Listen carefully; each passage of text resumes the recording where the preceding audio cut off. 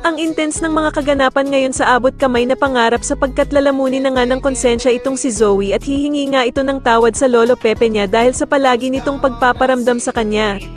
Subalit wala naman siyang kaalam-alam na nasa likod na pala niya si Giselle, at dito nga ay mabubuking siya nito sa ginawa niyang pagtulak kay Don Pepe sa bangin. Samantala habang nagaganap ang prayer vigil na ginawa ni Giselle para sa kanyang amang si Don Pepe, ay mapag-uusapan nila Zoe at Moira na umattend din dito. Dito nga magugulat sila Annalyn dahil sa a-attend si Zoe na nakaitim na damit dahil para nga daw itong a-attend ng patay. Samantalang ang bruhang si Moira naman ay dadating na lasing at galing pa nga sa inuman. Kaya naman ay galit na kukumprontahin ni Giselle si Moira at tatanungin niya ito kung bakit daw ito pumunta ng lasing. Sa kabilang banda naman, matapos ngang magdasal ni Doc Robert para sa paggaling ng kanyang amang si Don Pepe, ay bigla naman itong magtatapat ng mga nararamdaman niya kay Lynette.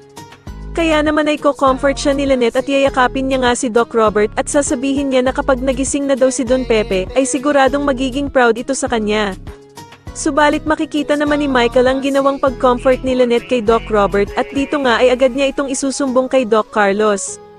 Pero habang nagsusumbong nga itong si Michael kay Doc Carlos ay bigla naman siyang makikita ni Doktora Denise at tatanungin niya nga ito kung bakit kailangan pa daw nitong paalam kay Doc Carlos ang ginagawa nila Lynette at Doc Robert.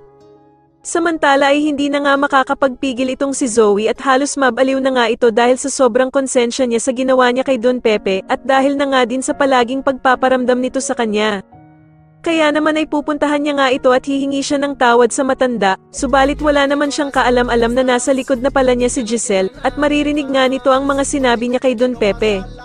Sa tingin niyo dito na nga kaya tuluyang mabuking si Zoe sa ginawa nitong pagtulak kay Don Pepe sa bangin na naging resulta ng pagkakaaksidente nito, mas lalo na nga talagang nagiging exciting ang mga susunod na kaganapan kaya naman ay mas lalo pa nating abangan ang mas lalong gumigandang abot kamay na pangarap. Maraming salamat po sa inyong panonood at sana po ay ma-subscribe niyo ako. Maraming salamat po.